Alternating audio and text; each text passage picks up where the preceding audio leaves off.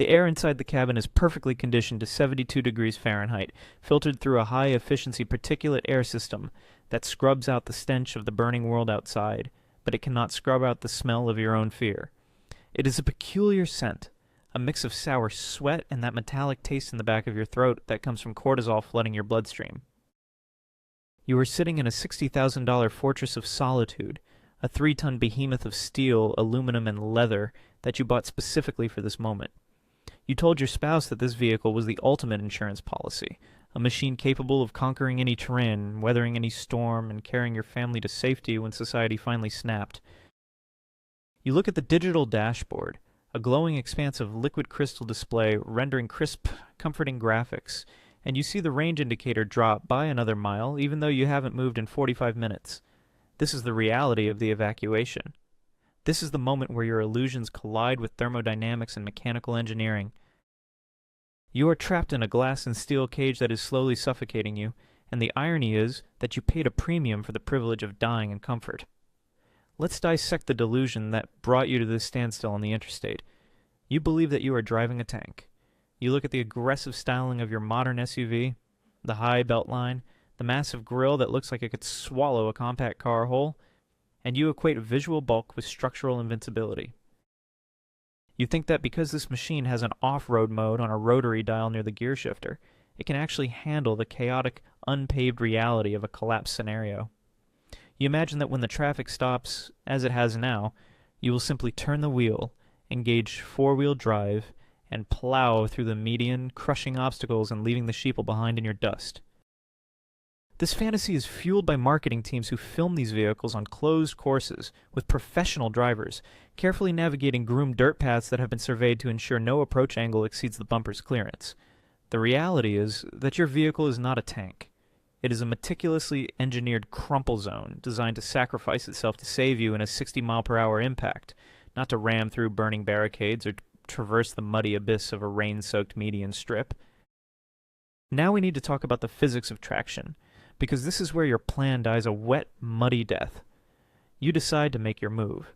You crank the steering wheel to the left, aiming for the grassy, depressed median that separates the north and southbound lanes. You think it's just grass and dirt. But let's look at the soil mechanics involved here. That median is designed for drainage.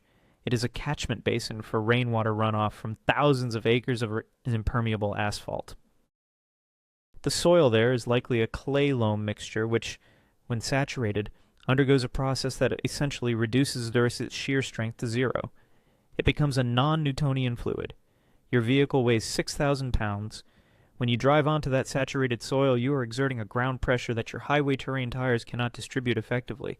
Let's discuss those tires. They are designed for low rolling resistance to meet federal fuel economy standards and for acoustic comfort to keep road noise out of your cabin. The tread voids, the spaces between the rubber blocks, are narrow. As soon as your tire hits that mud, those voids fill up instantly. This is called packing. Once the tread is packed with mud, the coefficient of friction between your tire and the ground drops to that of ice on glass. You no longer have a rubber tire, you have a slick cylinder of mud spinning against mud. There is no biting edge. There is no mechanical keying into the soil, so you hit the gas. This is where the computer that actually drives your car steps in to kill you. You are not physically connected to the throttle body of your engine. When you press the pedal, you are sending an electrical signal to the engine control unit, the ECU. The ECU sees that the wheels are spinning faster than the vehicle is moving. It interprets this as a loss of traction, which in normal driving conditions is dangerous. It's programming logic, written by safety engineers in a climate-controlled office in Detroit or Stuttgart, and dictates that it must intervene to save you from a skid.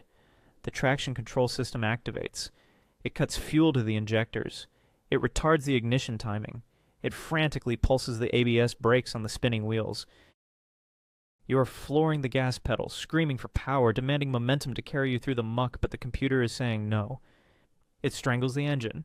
The RPMs drop. Your momentum bleeds away. You bog down.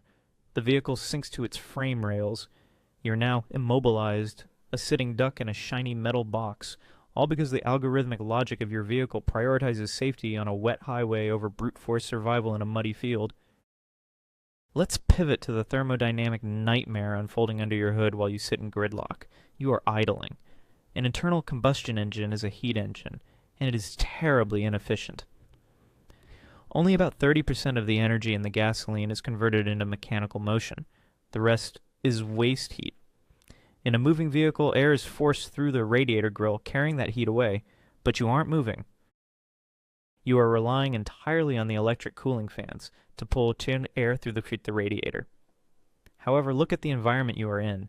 You are surrounded by thousands of other vehicles, all idling, all dumping waste heat into the immediate atmosphere. The ambient temperature on the asphalt, surrounded by hot exhaust pipes and radiating engine blocks, can easily exceed 140 degrees Fahrenheit. The air your fans are pulling in is already superheated. The temperature differential between the coolant in your radiator and the outside air is shrinking. According to the second law of thermodynamics, heat transfer depends on this differential. As it narrows, your cooling system loses efficiency. But it gets worse. Modern engines are built with tight tolerances and complex materials, aluminum heads on iron blocks, or all-aluminum construction. They are designed to run hot for efficiency, often right on the edge of the coolant's boiling point, kept liquid only by the pressure in the system. As the heat soaks into the engine bay with nowhere to go, the pressure builds. The plastic end tanks on your radiator, which have been subjected to thousands of heat cycles over the years, are now becoming brittle stress points. A microscopic fissure in the plastic, previously held together by luck, begins to expand under the pressure. Suddenly you have a rupture. The coolant, superheated to 230 degrees, flashes into steam instantly as it hits the lower pressure of the atmosphere. Your cooling system depressurizes. The remaining coolant boils inside the engine block. This is film boiling, where a layer of vapor forms between the metal and the liquid, insulating the metal and preventing heat transfer. The cylinder head warps. The head gasket blows. Your engine seizes. You have just turned your $60,000 escape pod into a permanent monument to thermal failure. Now consider the electrical vulnerability of your sanctuary. Your vehicle is not a machine. It is a local area network on wheels. It relies on a controller area network, or CAN bus, to allow dozens of microprocessors to communicate. Everything from the transmission shift points to the door locks is controlled by data packets flying back and forth. In a survival scenario, you are worried about EMPs, but the real threat is far more mundane. Voltage sensitivity. Modern car batteries are small and taxed to the limit by the immense electrical load of the vehicle's systems. Heated seats, infotainment screens, sensors, LiDARs, radars. Idling at low RPMs often barely provides enough alternator output to keep up with the demand if you have everything running. If the voltage drops below a critical threshold, the sensors start to hallucinate. The ECU requires a stable reference voltage to interpret sensor data. If that voltage fluctuates, the computer gets garbage data. It might think the mass airflow sensor is failing or the transmission fluid pressure is critical. The dashboard lights up like a Christmas tree. The vehicle enters limp mode, locking the transmission in the second gear and limiting engine speed to 2,000 RPM to protect itself. You are trying to escape a disaster zone, and your car has decided to treat you like a reckless teenager who needs a timeout. Let us explore the psychological horror of the glass cage. You feel safe because you are enclosed. This is the shielded observer effect. You perceive the chaos outside, the screaming pedestrians, the looting, the fires, as if it were a television show. The acoustic laminating in your windshield and side windows, designed to mute the sound of wind and tires, now mutes the sound of approaching danger. You cannot hear the specific crack of a firearm or the roar of a distant flash flood until it is too late.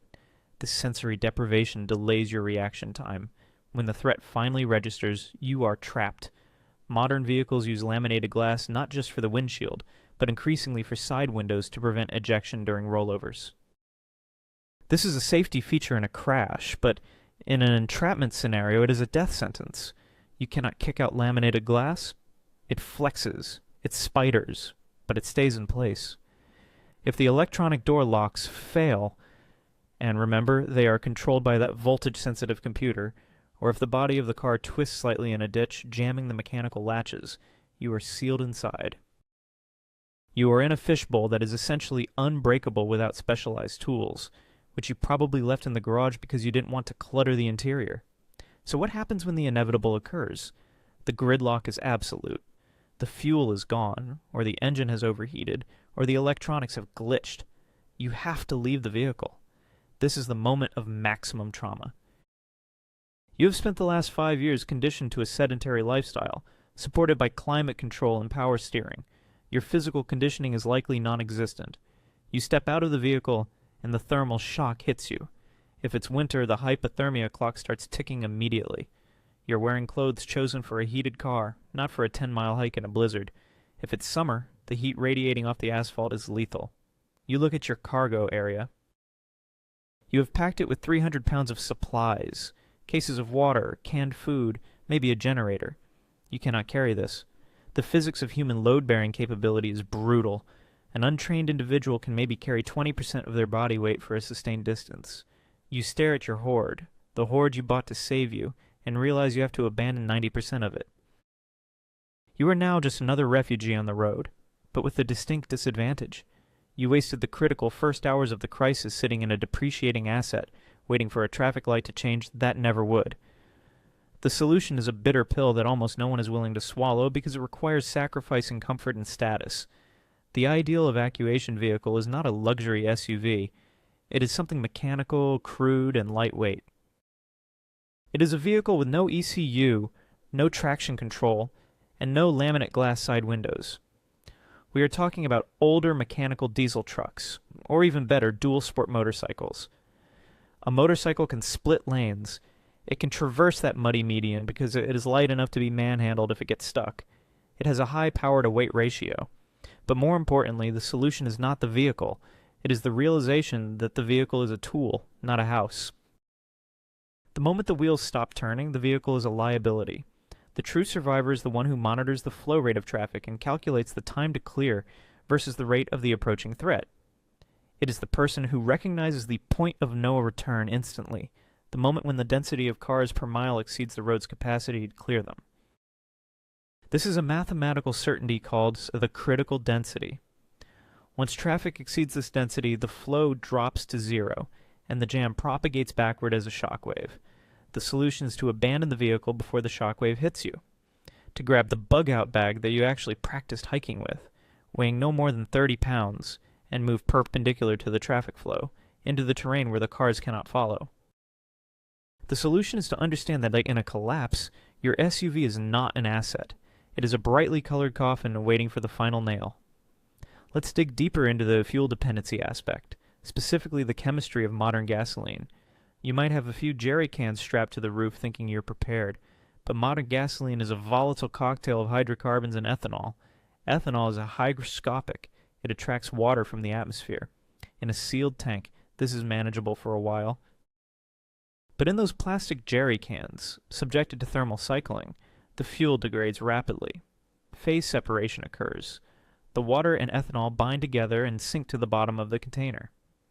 When you pour that sludge into your high-compression, direct injection engine, you are injecting water into a combustion chamber designed for a precise explosion. Water does not compress. If enough of it enters the cylinder, you get hydrolock. The piston comes up, hits the water, and stops instantly. The connecting rod bends, or snaps, punching a hole through the side of the engine block. You have destroyed your engine not by running out of fuel, but by using the fuel you thought was your salvation. Furthermore, modern engines rely on high-octane fuel to prevent this knock, premature detonation. As stored fuel degrades, its octane rating drops.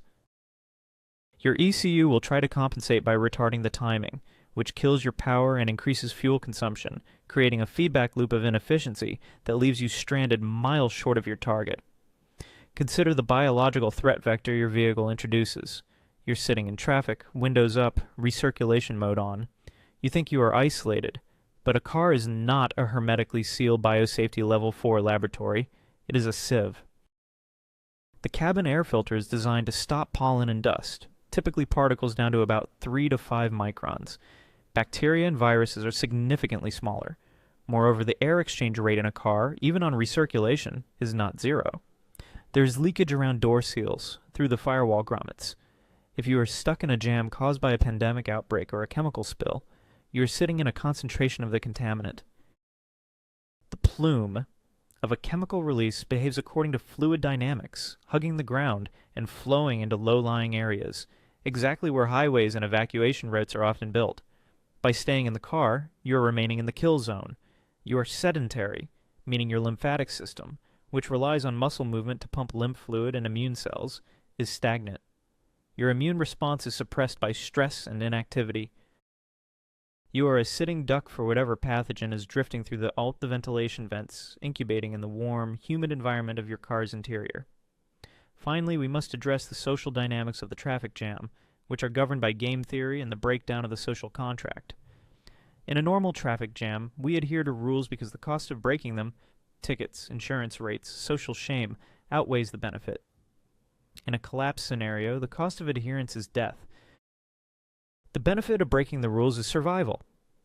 This shift happens instantly for the desperate, but slowly for the civilized driver like you.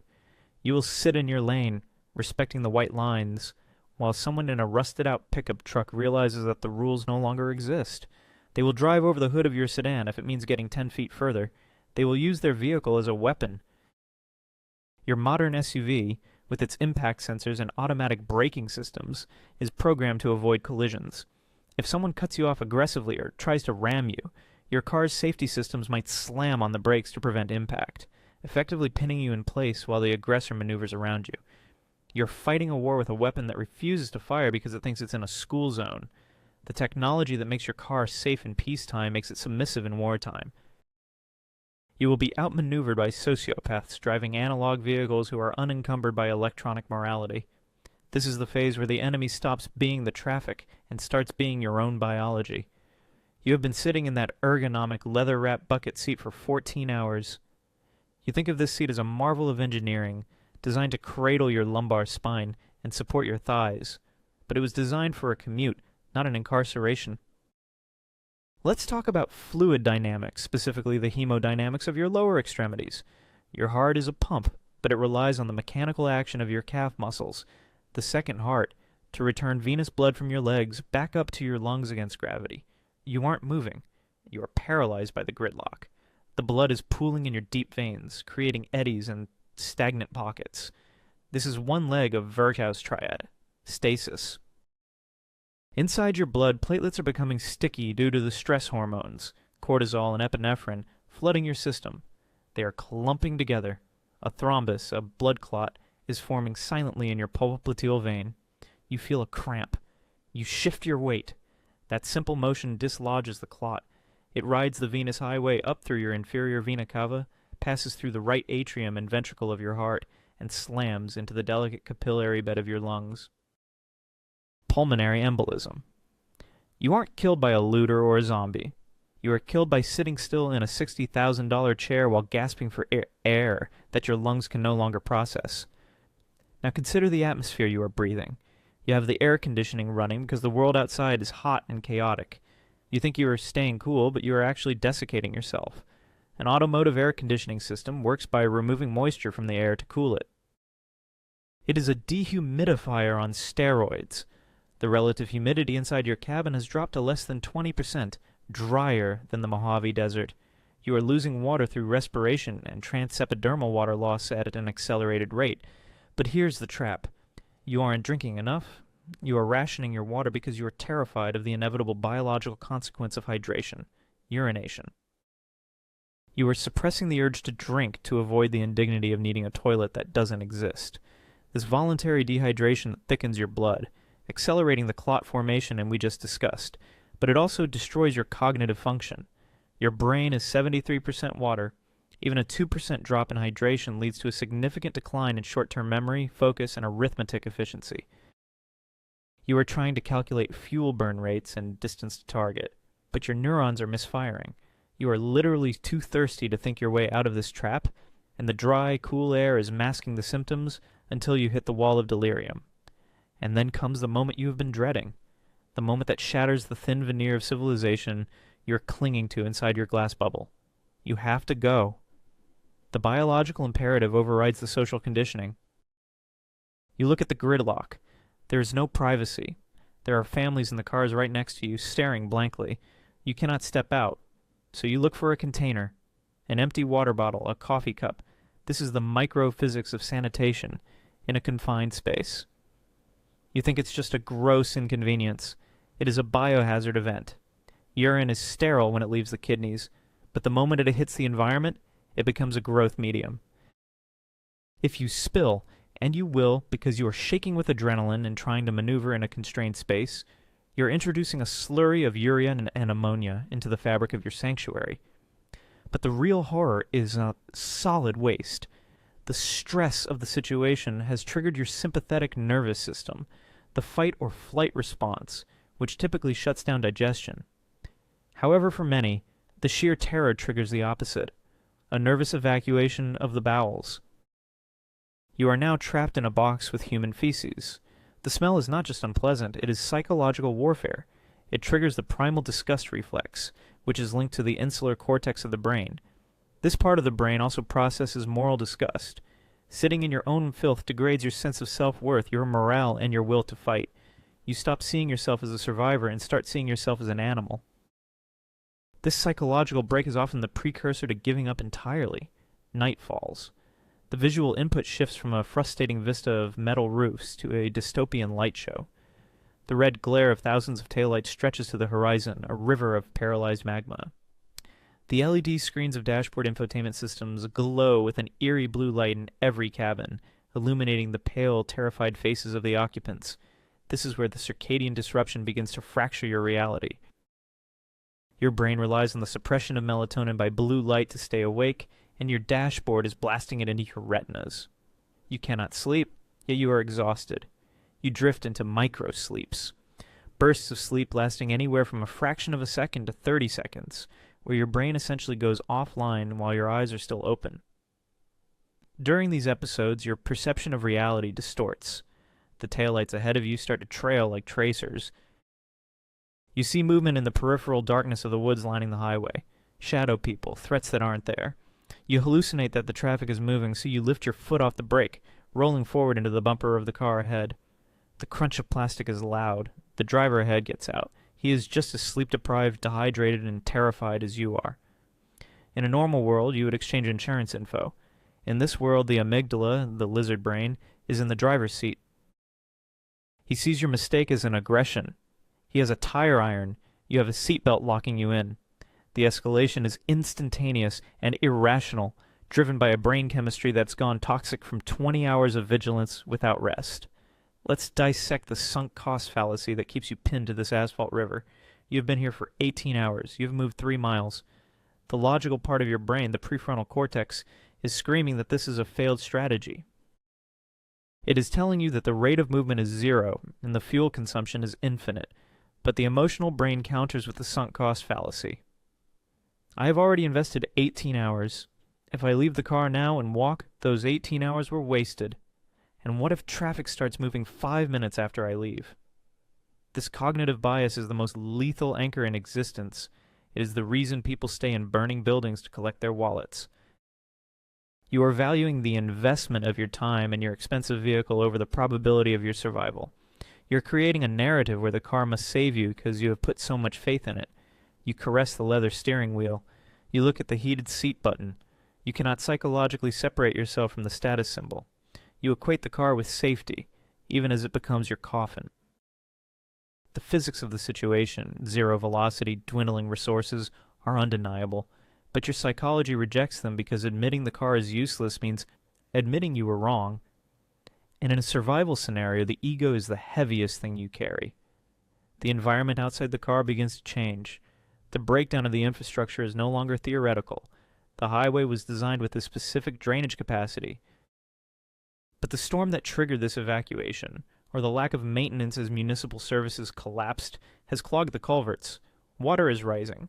Let's look at the hydrology of a flooded roadway. You think your SUV has a wading depth of 20 inches because the brochure said so. That number applies to calm water on a test track. It does not apply to a flowing current. It takes only 6 inches of fast-moving water to reach the bottom of a passenger car and cause a loss of control. It takes 12 inches to float most cars. 2 feet will carry away your SUV. Archimedes' principle is non-negotiable. Your vehicle displaces a volume of water equal to its weight. As the water rises, your effective weight on the road surface decreases. You become buoyant. The moment your tires lose contact with the asphalt, you are no longer a driver. You are a captain of a vessel with no rudder and no propeller. You feel the steering wheel go light. The car rotates slowly with the current. You are drifting toward the guardrail, toward the drop-off into the deeper floodwaters. You press the window switch to escape, but the water has shorted the electrical system. The windows are dead. The pressure differential of the water against the door means you cannot push it open. You're in a fishbowl that is filling up, and the physics of hydrostatic pressure have just sealed your fate. Here's the solution, and it requires a level of mental hardness that most modern humans have successfully bred out of themselves. You must become a creature of opportunity, not comfort. The solution is the abandonment algorithm. You set hard triggers before you even turn the key. If average speed drops below 2 centimeters for 1 hour, I abandon. If fuel drops to 50%, I abandon. If water rises to the rim, I abandon. You write these rules down because you know that in the heat of the moment your brain will lie to you. When the trigger is hit, you execute without emotion. You kill the engine, you grab the bag. You leave the $60,000 climate control cage behind. You step out into the rain, the heat, or the cold. You accept the misery. You embrace the suck. Because the person walking at 3 miles per hour is infinitely faster than the person driving at 0 miles per hour. The walker is adaptable. The walker can climb a fence, cross a stream, or hide in a culvert. The driver is a fixed target, a sitting duck, a resource cache waiting to be cracked open by someone hungrier and more desperate. The ultimate survival tool is not the SUV. It is the realization that you are naked, vulnerable, and that your legs are the only engine that won't stall when the world stops turning. So you have done the unthinkable. You have abandoned the cage. You step out to the tarmac, your boots hitting the asphalt with a dull thud that vibrates up through your shins. You feel a momentary surge of adrenaline, a triumphant sense of agency because you're finally doing something instead of waiting to die. You hoist your bug-out bag onto your shoulders. This is the bag you packed based on lists you found on internet forums, lists written by people who collect gear but never use it. It weighs 55 pounds. You think this makes you prepared. You think the tactical melee weapon, the 3 different knives, the solar charger, and the 2,000 rounds of ammunition make you a force to be reckoned with. You are hallucinating. You are not a soldier. You are a pack mule with a bad back. Let's talk about the biomechanics of load carriage and the tyranny of gravity. When you stand upright, your spine is a column designed to support the weight of your head and torso. When you strap 55 pounds to your back, you are shifting your center of mass backward.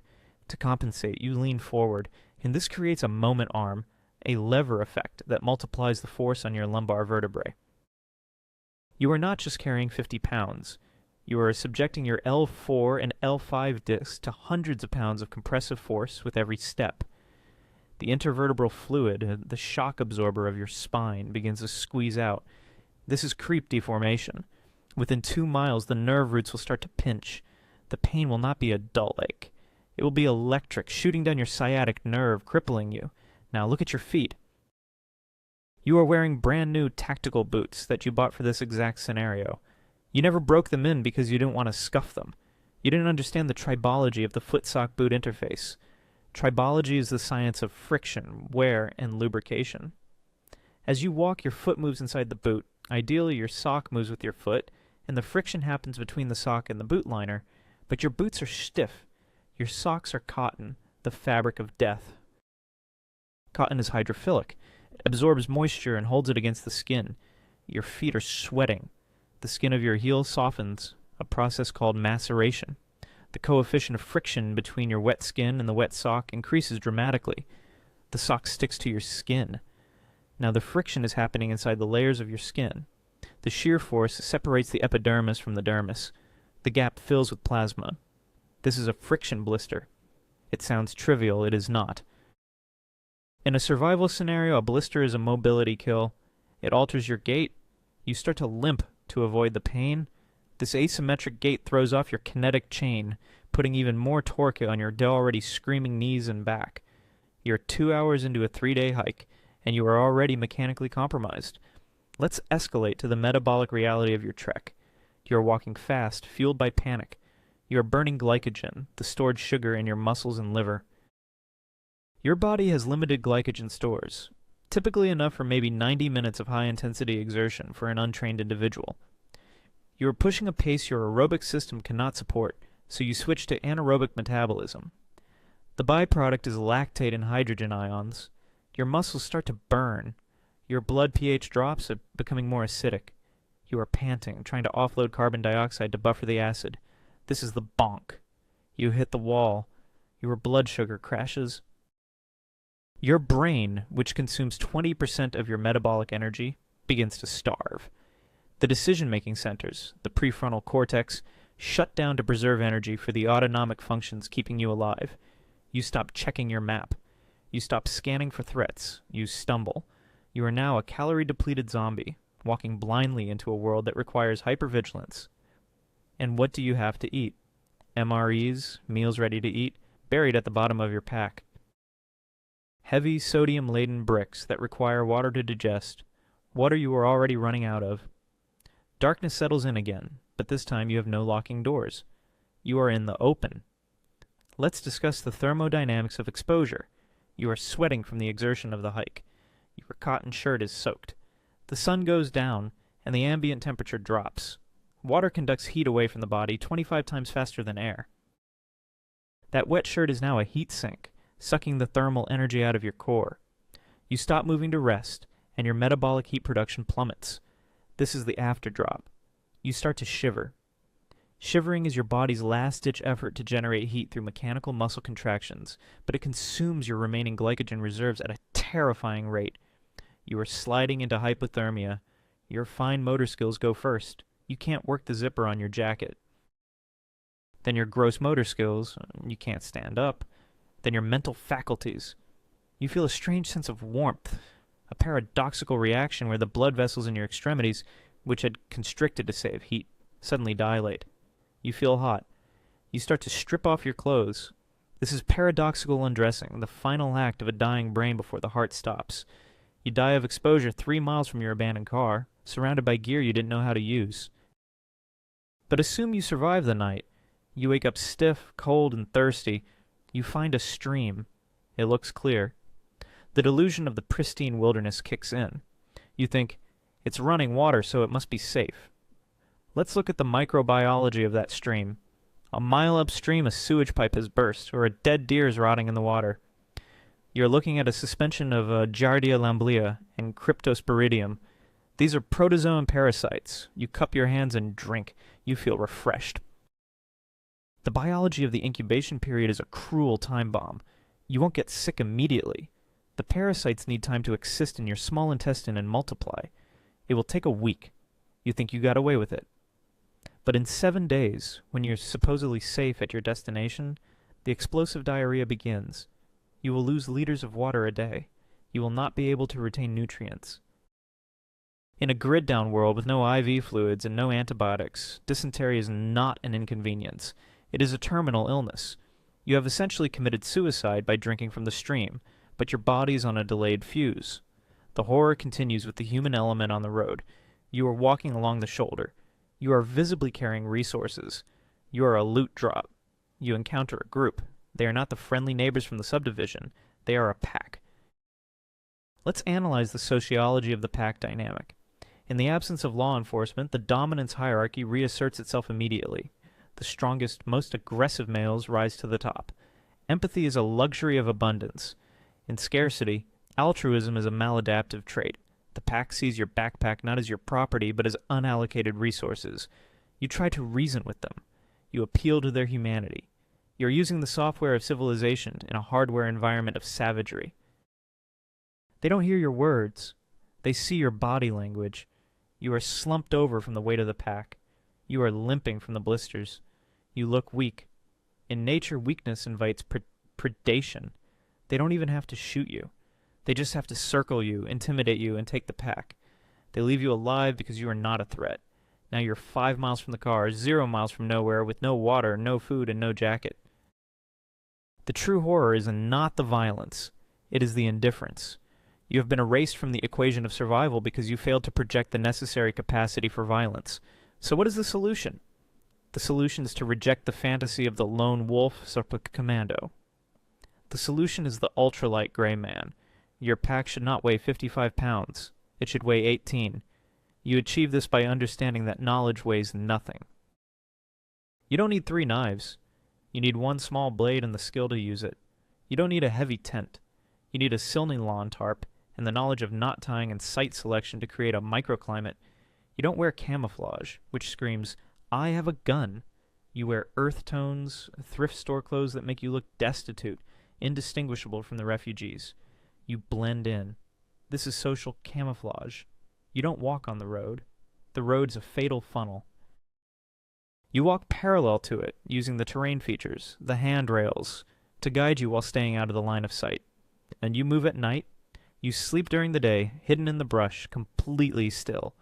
You treat your feet like gold. You stop every hour to air them out, to change into the dry socks you keep in your pocket, rotating them. You hydrate proactively. You filter everything, using a mechanical filter and chemical backup, because you understand the microbiology of the gut is your engine.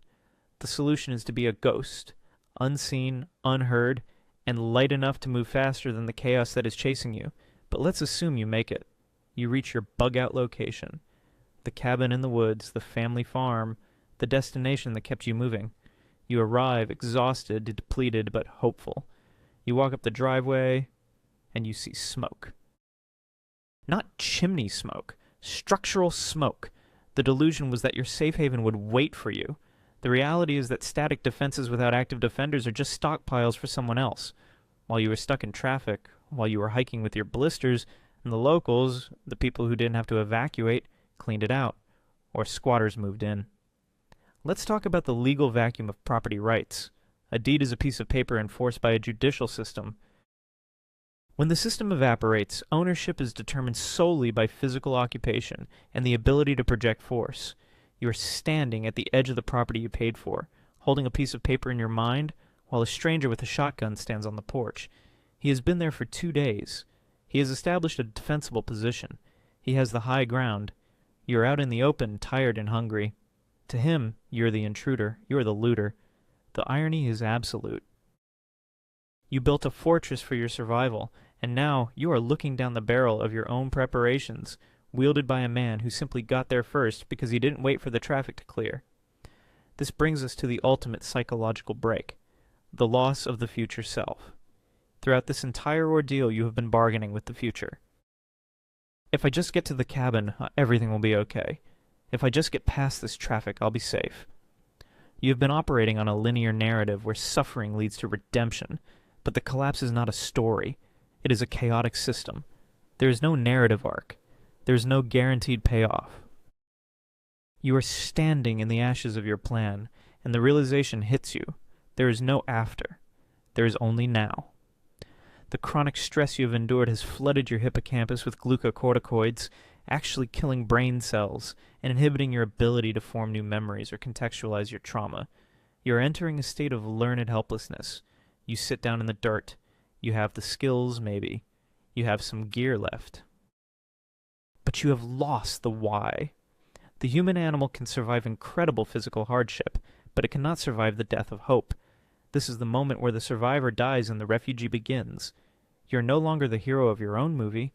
You're just another calorie-consuming organism in a resource-depleted environment, competing with millions of others for the same scraps of energy. Let's pivot to the medical reality of the long-term grid-down scenario you are now facing. You have no shelter. You're living rough. You cut your finger, just a small nick from a rusty nail or a thorn. In the old world, you'd wash it, put on a Band-Aid, and forget it. In this world, the microbiome on your skin is changing. Without daily showers and soap, your skin is colonized by more aggressive bacteria. The cut gets red. It swells. And this is the inflammatory response. Your body sends white blood cells to fight the intrusion, but you are malnourished. Your immune system is protein-starved. It cannot synthesize enough antibodies. The bacteria, Streptococcus pyogenes, multiply. They release toxins that dissolve tissue to spread. This is necrotizing fasciitis. Or maybe it just enters the bloodstream. Sepsis. Your fever spikes to 104 degrees. You're shivering in the summer heat. Your blood pressure drops as your blood vessels dilate systemically. Your organs start to fail. Septic shock. You are dying from a paper cut, essentially, because the intricate global supply chain of antibiotics that kept the microbial world at bay has collapsed.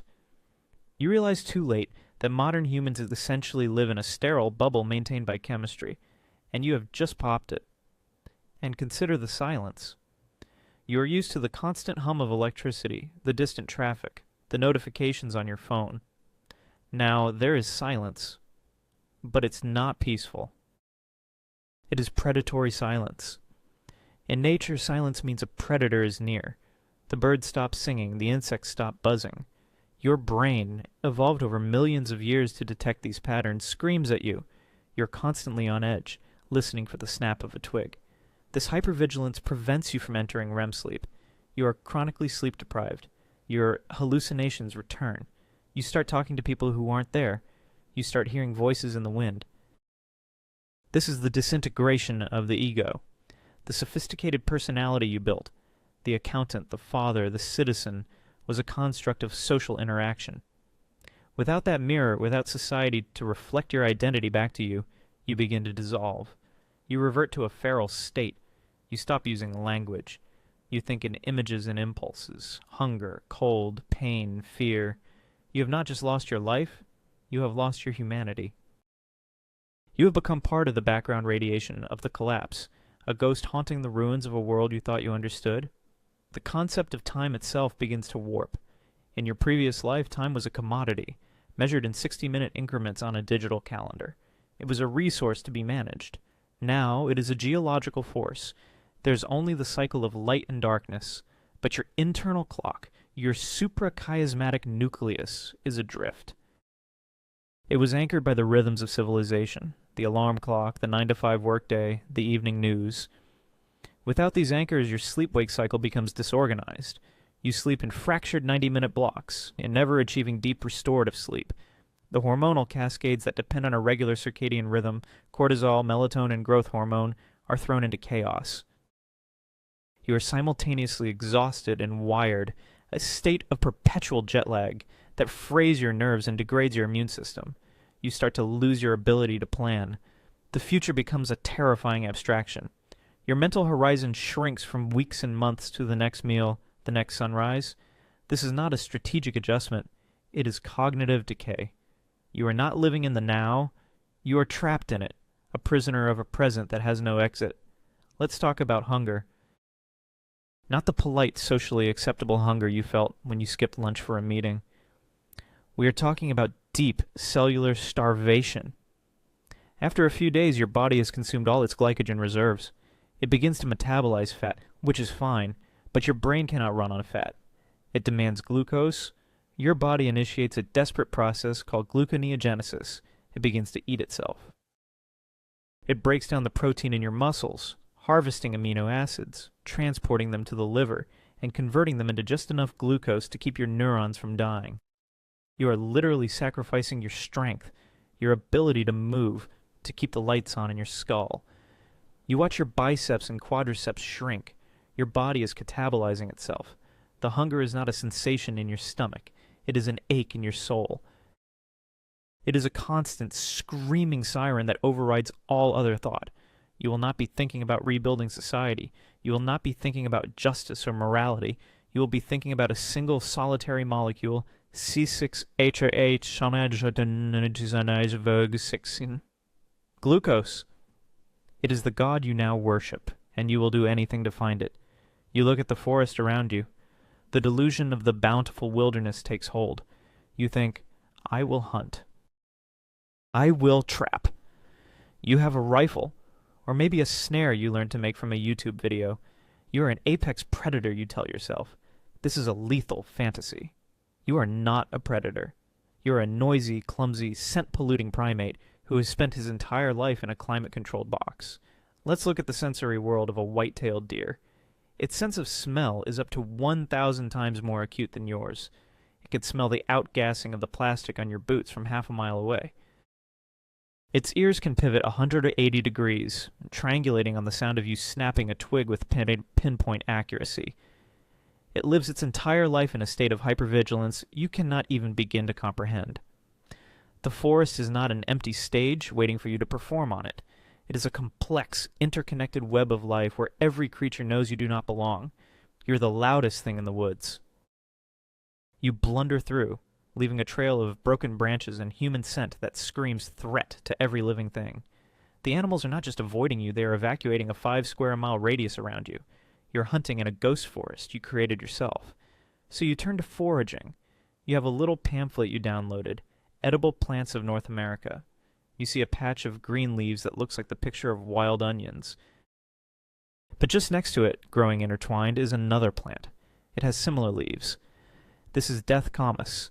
It contains zygosine alkaloids, neurotoxins that cause a profuse vomiting, hypotension, and bradycardia. The plants look nearly identical, a classic case of convergent evolution. Identifying them requires a level of botanical knowledge that cannot be learned from a laminated card. It requires a lifetime of observation, smelling the subtle difference in the crushed leaves, understanding the specific soil type each prefers. You take a chance. You eat. You have just played Russian roulette with botany. The cramps start 4 hours later. As you lie on the forest floor convulsing, you realize that nature does not label its poisons. The world's not a grocery store. It is a minefield, and your field guide is a faulty map. The solution is not to learn what is edible. It is to understand that for every edible plant, there are 10 that are indifferent to your existence, and one that will kill you outright for your ignorance. The psychological toll of isolation becomes a new enemy. You have been alone for weeks. You start to talk to yourself. At first it's functional. Okay, need to find water. But then it evolves. You start having conversations. You argue with your spouse, who is 100 miles away or dead. You get advice from your deceased father. This is not insanity. It is your brain's desperate attempt to simulate the social interaction it needs to remain coherent. It is creating avatars to populate the empty theater of your consciousness. This is Dunbar's number in reverse. Robin Dunbar posited that humans can maintain stable social relationships with about 150 people.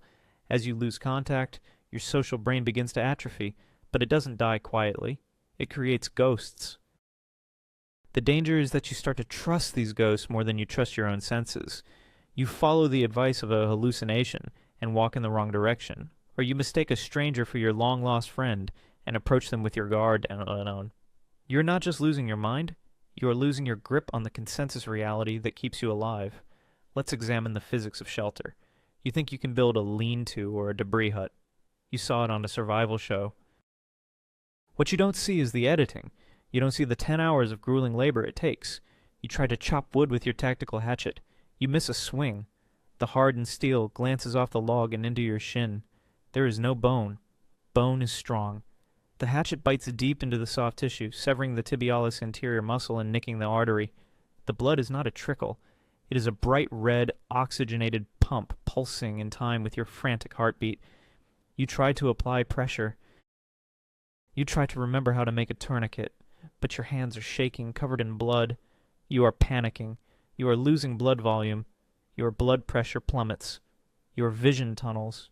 You are going into hypovolemic shock. You are not dying from the collapse or the zombies or the nuclear winter. You are dying from basic physics equation. Force equals mass times acceleration. You put too much force into a tool you didn't know how to use, and now you're bleeding out on a pile of wet leaves, a victim of your own dual incompetence. The solution was not the hatchet. It was the super lightweight tarp and the knowledge of how to use ridge lines and taut lines to create a shelter in 10 minutes with minimal energy expenditure. The solution was to avoid the work, to be lazy, to conserve calories and avoid the risk of injury at all costs. Finally, we arrive at the last taboo. The final delusion. To be shattered. You are starving. You have catabolized your muscles. You weigh 97 pounds. You stumble upon a body. Maybe another refugee who didn't make it. The disgust reflex. That deep programming that prevents you from eating your own kind kicks in. But hunger is a more ancient god than disgust. The long pig taboo, as it's called in the South Pacific, is a social construct, not a biological one. Your brain starts to rationalize. They're already dead. It's just meat. This is what it takes to survive. This is the event horizon of your humanity. If you cross it, you may survive physically, but the person you were is dead.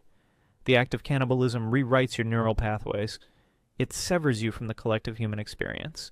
You become something other. And even here science has a final, cruel joke to play: prion diseases. If the person you are eating had a latent prion disease like Creutzfeldt-Jakob, the misfolded proteins will transmit to you. They are not destroyed by cooking. They will slowly, over months or years, turn your brain into a sponge. You survived the collapse, you survived the starvation, you made the ultimate sacrifice of your own morality, only to die twitching and demented from a microscopic protein that you ate in a moment of desperation. There is no redemption. There is no victory. There is only the cold, indifferent calculus of biology and physics, playing out to its inevitable, horrifying conclusion. Let's reset the simulation. You are not the refugee on the road. You are the prepper king. You are sitting in your reinforced basement or your custom-built shelter. You have 6 months of freeze-dried food, 3,000 gallons of water, and a security system that rivals a federal penitentiary. You are smug. You watch the chaos on your monitors until the cameras go dark. You think you have won the game because you didn't play, but you have simply traded a dynamic death for a static one. You have traded the risks of exposure for the risks of confinement. You have built a tomb and locked yourself inside it. Let's talk about the invisible killer you ignored. Air chemistry. Specifically, carbon dioxide. You sealed your bunker tight to keep out radiation, fallout, or chemical agents. You have a filtration system, an NBC, nuclear biological chemical filter. But filters clog. And filters do not remove CO2. They only remove particulates. To scrub CO2, you need specialized chemical scrubbers, lithium hydroxide or soda lime, like on a submarine. You probably don't have those. You're breathing. Your family is breathing. You're exhaling roughly 2.3 pounds of carbon dioxide per person per day. In a sealed, unventilated space, CO2 levels rise. At 1,000 parts per million, you feel drowsy. At 2,500 ppm, your cognitive function degrades significantly. At 5,000 ppm, you get splitting headaches and nausea. This is hypercapnia. You think you are tired from the stress. You are actually poisoning yourself with your own or metabolic waste. You become lethargic. You make mistakes. You forget to check the perimeter. You drift into a coma not with a bang, but with a yawn. You have engineered a gas chamber, and you are the source of the gas. Now, consider the thermodynamics of a siege. You have walls. Walls stop bullets. They do not stop thermal energy. The looters outside, the Golden Horde, realize they cannot breach your steel door, so they change tactics. They don't need to get in. They just need to get you out. They pile brush, tires, and trash against the side of your house near your air intake vents and light a match. Let's discuss the physics of heat transfer through conduction. Your concrete walls are thermal bridges. As the fire rages outside, the temperature inside rises, but the real threat is the chimney effect. The fire consumes the oxygen outside, creating a low-pressure zone. It sucks air out of your shelter if there is any vent open. Or conversely, if your intake fans are running, they suck the smoke and carbon monoxide directly into your sanctuary. Carbon monoxide binds to your hemoglobin 200 times more effectively than oxygen. It is a silent assassin. You have a carbon monoxide detector? Sure. But by the time it beeps, the exterior fires an inferno. You have a choice. Stay inside and bake like a potato in an oven, or open the door and face the mob. Your fortress has become a kiln. But let's assume they don't burn you out. Let's assume they just sit there. This is a siege. The psychological pressure of a siege is a known quantity in military history, and it breaks at even trained soldiers. You are trapped in a confined space with your family. This brings us to sensory deprivation and social friction. In the outside world, you could walk away from an argument. Here, there is nowhere to go. Every annoying habit of your spouse, every crying fit of your child, is amplified by the acoustic reflection of concrete walls. The stress hormones, cortisol and adrenaline, have nowhere to dissipate. This is the pressure cooker dynamic. Domestic violence in high-stress confinement scenarios spikes exponentially. You are not fighting the marauders. You are fighting the urge to strangle your loved ones because the sound of them chewing their ration crackers is driving you into a psychotic break. The external threat binds you together initially, but the internal friction grinds you down. You start to resent the mouths you have to feed. The protector archetype dissolves, replaced by the jailer. And what about your waste? You have a septic system. But septic systems rely on a delicate bacterial balance, and often electric lift pumps to move waste to a leach field. The power is gone. The pump is dead. You are flushing with bucket water. The tank fills.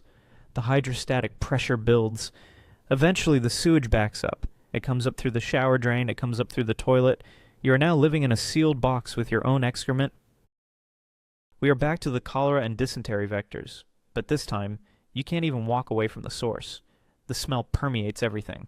Your clothes, your food, your hair. This is bioaerosolization. Every time you try to clear the backup, you are launching fecal coliform bacteria into the air you breathe. Your fortress smells like a latrine. The psychological impact of this squalor cannot be overstated. It destroys human dignity. It breaks the will to live. You are sitting on a throne of golden guns, drowning in show TBT. Let's look at the medical reality of the static target. You develop a toothache, a simple abscess in a molar. In the old world, a dentist would drill it, give you antibiotics, and send you home. Here, you have no dentist. The infection spreads. It enters the mandible. It creates Ludwig's angina, a serious skin infection that occurs on the floor of the mouth under the tongue. The swelling pushes your tongue up and back. It blocks your airway. You are suffocating from a toothache. You have a pair of pliers. You look in the mirror. You have to extract the tooth yourself, without anesthesia. The shock alone might kill you. The pain will cause a vasovagal syncope. You faint. If you pass out with your airway compromised by the swelling, you never wake up. The human body is a machine that requires constant maintenance by a technological civilization. Without that maintenance, minor flaws become fatal system errors. You are a biological obsolescence waiting to happen. Finally, we arrive at the Judas moment. You are not alone in the bunker. You brought friends. Or maybe extended family. You calculated the food rations based on 2,000 calories per day. But people are bored. People are stressed. They eat when they are anxious. The food is disappearing faster than your spreadsheet predicted. You try to enforce rationing. You become the dictator. But power is derived from the consent of the governed or the monopoly on violence. Your brother-in-law looks at you. He looks at his hungry kids. He looks at the gun on your hip. He does the math. If he dies, my kids eat for 6 more months. This is the breakdown of the kinship altruism theory. In extreme scarcity, the definition of us shrinks. It stops being the extended family and becomes me and my offspring. You built a fortress to keep the enemies out, but you locked the most dangerous enemy inside with you. You sleep with one eye open, not because of the looters, but because of the man sleeping on the bunk below you who is holding a steak knife and looking at your throat. The solution? The solution is that there is no static solution. A bunker is a trap. The only true survival strategy is a hybrid, a mobile, adaptable network of small, redundant caches, and a community large enough to maintain a perimeter, but small enough to feed. It requires the revival of the tribe, not a family, but a functional unit of 20 or 40 adults with diverse skill sets in medical, tactical, agricultural, mechanical, who can rotate shifts. You need active patrolling, not passive defense. You need to control the terrain around your shelter for miles, not just the walls of the shelter itself. You need to reestablish a local monopoly on violence and trade. You need to stop being a survivor hiding in a hole and start being a warlord, establishing a fiefdom. Because in the vacuum of power, if you are not the predator, you are the prey. And the prey in the concrete box is just canned food for the predator who knocks on the door with a battering ram. The story does not end with a bang, nor does it end with a hero standing atop a hill at sunrise. It ends with the slow, grinding realization that the after is infinitely harder than the during. You survived the traffic jam. You survived the hike. You survived the siege. Now you have to survive the peace. Let's dismantle the final delusion, the homestead fantasy. You think you will just plant a garden. You have a packet of seeds you bought at a hardware store 5 years ago. You clear a patch of land. You plant them. You wait. But let's talk about the botany of modern agriculture. Those seeds are likely F1 hybrids. They are genetic dead ends, designed for vigor in the first generation and with instability in the second. If you save seeds from the fruit they produce, the next crop will be a genetic mutant, stunted, low yield, or sterile. You're trying to restart civilization with Terminator technology, designed to protect intellectual property, not to feed a village. Even if you have heirloom seeds, do you understand soil chemistry? Without the Haber-Bosch process to synthesize ammonia for fertilizer, the soil depletes rapidly. You're extracting nitrogen, phosphorus, and potassium with every harvest. Unless you are managing a complex rotation of cover crops and manure, which requires livestock you probably ate last winter, your yield will crash. You will break your back tilling the earth for a caloric return on investment that is barely 1-to-1. You are slowly starving to death while working harder than you ever have in your life. Then comes the knowledge gap. You think you are educated because you have a degree, but your knowledge is abstract and specialized. You know how to use Excel. You do not know how to smelt iron. You know how to drive a car. You do not know how to rewind an alternator to generate electricity. You are the last of the magicians. Your children will look at the rusting hulk of your SUV in the driveway, the vehicle you thought would save you, and ask what it was for. You will tell them it could move faster than the wind and kept you cool in the summer. They will look at you like you are telling a fairy tale. To them, it is just a pile of useless metal that they can't even sharpen into a spear point because the alloys are too hard. You are not the elder holding the torch of civilization. You are a tragic relic, a reminder of a golden age of waste that will never return. The social structure solidifies into the inevitable shape of human history, neo-feudalism. The warlord we discussed earlier, he is now the baron. You are not his equal, you are his serf. You work his land. You pay him protection tax in grain and labor. Why? Because he has the monopoly on violence, and you have a family to protect. The illusion of democracy, of rights, of equality, that was a luxury bubble maintained by cheap energy and surplus calories. When the surplus vanished, the bubble popped. You accept your servitude because the alternative is being cast out into the wilderness where the feral packs still roam. You trade your freedom for the privilege of waking up tomorrow. So here's the final verdict on the death trap. Your modern SUV was never a tool of survival. It was a sensory deprivation tank designed to keep you asleep until the very moment the nightmare began. It was a womb of leather and plastic that infantilized you, making you weak, soft, and dependent on a global supply chain that hung by a thread. The real survival vehicle was never the car. It was the body you neglected, the skills you didn't learn, and the community you didn't build. The story ends with you sitting on the porch of a shack, looking at the overgrown skeleton of the highway in the distance. You are hungry. You are tired. You are alive. But as you look at that rusted line of cars, frozen forever in the gridlock of the old world, you finally understand the punchline of the collapse. You didn't survive because of your preparations. You survived in spite of them. This is the reality check. End of transmission.